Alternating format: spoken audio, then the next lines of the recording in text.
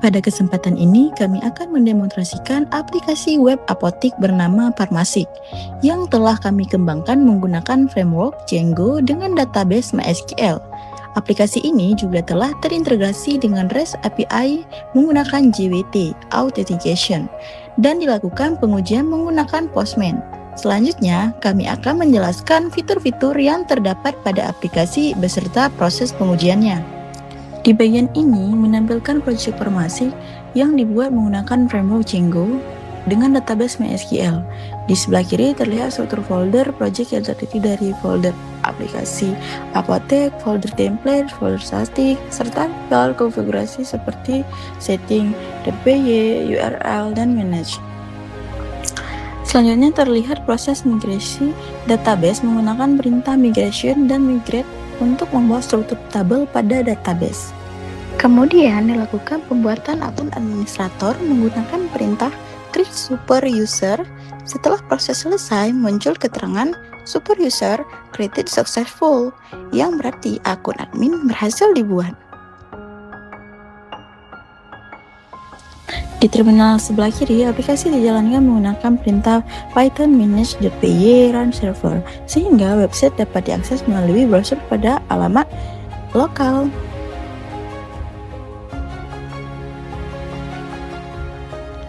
Setelah server berhasil dijalankan, aplikasi menampilkan halaman login admin. Pengguna memasukkan username dan password yang telah dibuat sebelumnya untuk masuk ke dalam sistem. Halaman login ini berfungsi sebagai autentikasi agar hanya admin yang memiliki akun dan dapat mengakses dan mengelola data pada aplikasi Pharmasic. Selanjutnya, kita menekan tombol masuk untuk mengakses dashboard utama aplikasi. Setelah berhasil login, sistem menampilkan halaman dashboard sebagai halaman utama aplikasi. Pada dashboard ditampilkan ringkasan informasi seperti total obat, total stok, jumlah transaksi, dan laporan penjualan, sehingga admin dapat melihat kondisi apotek secara cepat. Di bagian tengah juga terlihat grafik penjualan yang digunakan untuk memantau perkembangan transaksi. Menu sebelah kiri tersedia beberapa fitur utama, yaitu data barang, stok barang, daftar harga, pembelian, dan laporan harian. Selanjutnya, masuk ke menu data barang. Pada halaman ini, admin dapat mengelola seluruh data obat yang tersedia di apotek. Di sebelah kiri terdapat form untuk menambahkan data barang seperti nama obat, pemasok, jumlah barang, dan tanggal kadaluarsa. Sedangkan di sebelah kanan ditampilkan daftar seluruh data obat yang telah tersimpan di database, lengkap dengan tombol edit dan hapus untuk mengelola data. Di sini kita akan mengisi beberapa informasi untuk melihat apakah ini tersimpan ke database. Setelah ini diisi, selanjutnya kita akan masuk ke database dengan menggunakan perintah untuk melihat tabel yang kita buat barusan apakah tersimpan di database atau tidak.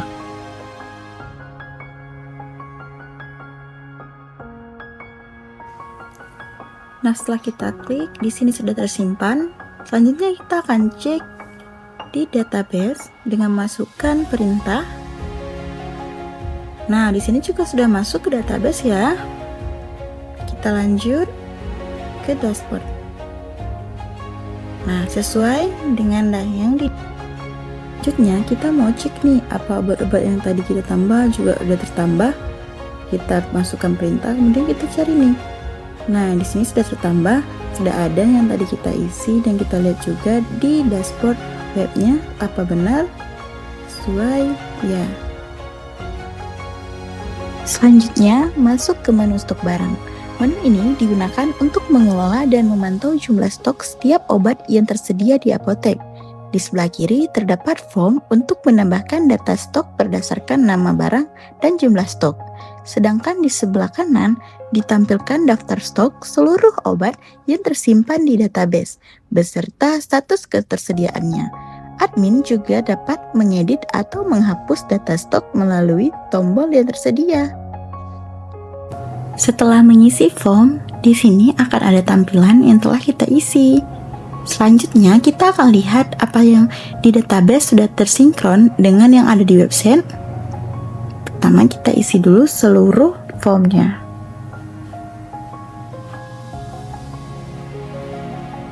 Selanjutnya saya memilih salah satu data stok untuk diedit. Pada halaman edit stok barang, admin dapat mengubah nama barang maupun jumlah stok sesuai kondisi yang terbaru.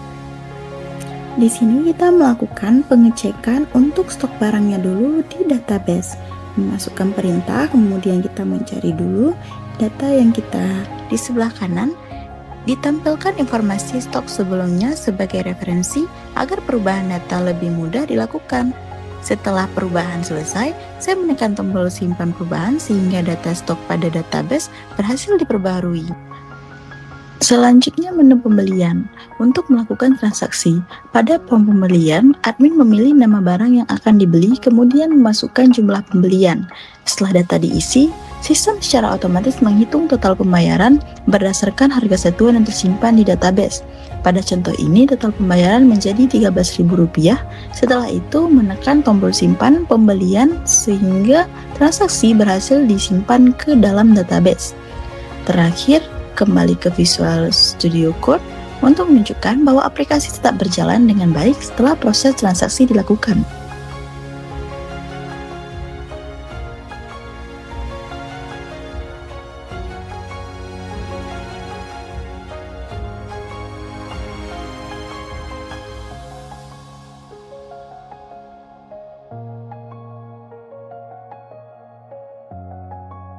Selanjutnya masuk ke menu laporan harian.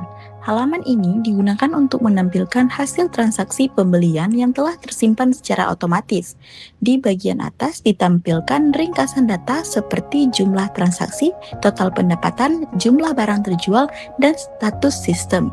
Selanjutnya terdapat fitur sinkronisasi laporan yang berfungsi memperbaharui data laporan berdasarkan transaksi pembelian yang telah dilakukan. Admin juga dapat mengekspor laporan ke dalam format PDF maupun Excel untuk keperluan dokumentasi dan pelopor. File PDF yang didownload tadi berisi seluruh data transaksi pembelian seperti nama barang, jumlah pembelian, harga, total pembayaran, serta tanggal transaksi. Dengan adanya laporan ini, admin dapat menyimpan, mencetak, maupun mendokumentasi data hasil transaksi harian dengan lebih mudah. Selanjutnya membuka hasil laporan yang telah diekspor ke dalam format Excel. Laporan ini menampilkan seluruh data transaksi pembelian seperti ID transaksi, nama barang, jumlah pembelian, harga, dan total pembayaran, serta tanggal transaksi. Dengan fitur ekspor Excel, admin dapat mengolah, menyimpan, maupun mencetak laporan dengan lebih mudah sesuai kebutuhan.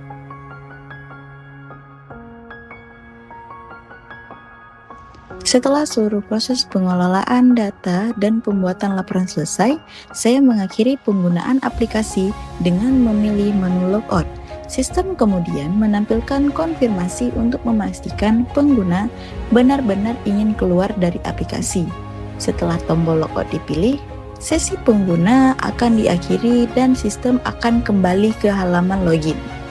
Hal ini bertujuan untuk menjaga keamanan akun serta mencegah akses oleh pengguna yang tidak berwenang. Selanjutnya kita menampilkan halaman administrator Django yang menggunakan tampilan Django Unfold. Dashboard ini berfungsi untuk memantau keseluruhan data pada sistem, seperti jumlah barang, stok, daftar harga, dan transaksi. Melalui menu di sebelah kiri, admin juga dapat mengelola data barang, stok barang, daftar harga, pembelian, penggunaan, serta melihat statistik penjualan secara lebih lengkap. Di sini ada menu user pada halaman administrator. Menu ini digunakan untuk mengelola akun pengguna yang dapat mengakses sistem. Pada halaman ini ditampilkan informasi seperti username, alamat email, serta status pengguna. Melalui menu ini, administrator dapat menambah, mengubah, maupun mengelola hak akses pengguna sesuai kebutuhan sistem. Terakhir, ada menu groups pada halaman administrator. Menu ini digunakan untuk mengelompokkan pengguna berdasarkan hak akses atau peran yang dimiliki. Pada demo ini belum terdapat data grup, sehingga sistem menampilkan informasi bahwa belum ada grup yang dibuat. Jika diperlukan, administrator dapat menambahkan grup baru melalui tombol Add Group untuk mengatur hak akses pengguna sesuai kebutuhan. Selanjutnya, dilakukan pengujian REST API menggunakan aplikasi Postman. Langkah pertama yaitu mengirimkan request ke endpoint login untuk mendapatkan token autentikasi menggunakan username dan password yang telah terdaftar. Setelah request berhasil dikirim, sistem menampilkan akses token dan refresh token. Akses token ini digunakan sebagai autentikasi agar endpoint API dapat diakses dengan aman. Selanjutnya, di sini membuka tab Authorization.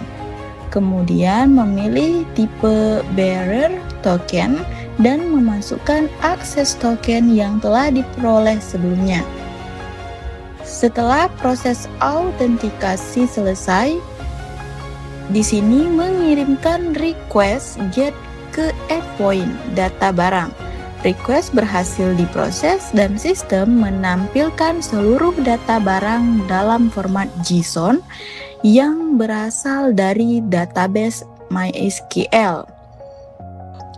Hasil ini menunjukkan bahwa REST API telah berjalan dengan baik, proses autentikasi menggunakan JWT berhasil, dan aplikasi sudah terhubung dengan database sehingga data dapat diakses melalui endpoint API. Setelah berhasil menampilkan data barang menggunakan metode GET, selanjutnya kita melakukan pengujian endpoint API lainnya melalui Postman. Pada bagian ini, kita mengirimkan request untuk menambahkan data baru menggunakan metode POST. Data yang dikirim akan diproses oleh server dan disimpan ke dalam database MySQL. Setelah request berhasil diproses, sistem memberikan respon bahwa data berhasil ditambahkan. Hal ini menunjukkan bahwa endpoint penambahan data telah berjalan dengan baik. Selanjutnya, kita melakukan pengujian menggunakan metode PUT untuk memperbarui data yang sudah ada. Perubahan data dikirim melalui endpoint API, kemudian sistem menyimpan hasil perubahan tersebut ke dalam database. Setelah proses update berhasil, kita melanjutkan pengujian menggunakan metode delete untuk menghapus salah satu data. Server memproses permintaan tersebut dan data berhasil dihapus dari database. Setiap pengujian menampilkan respon dari server dalam format JSON. Hal ini menunjukkan bahwa seluruh endpoint REST API mulai dari proses tambah, ubah, tampil, hingga hapus data telah berfungsi dengan baik dan terhubung dengan database MySQL. Dengan demikian, pengujian menggunakan Postman membuktikan bahwa sistem telah mendukung operasi CRUD melalui REST API dengan autentikasi JWT sehingga data dapat diakses dan dikelola secara aman. Demikian demonstrasi aplikasi web Apotik Pramasik yang telah kami presentasikan. Semoga presentasi ini dapat memberikan gambaran mengenai sistem yang telah kami kembangkan. Terima kasih atas perhatiannya. Wassalamualaikum warahmatullahi wabarakatuh.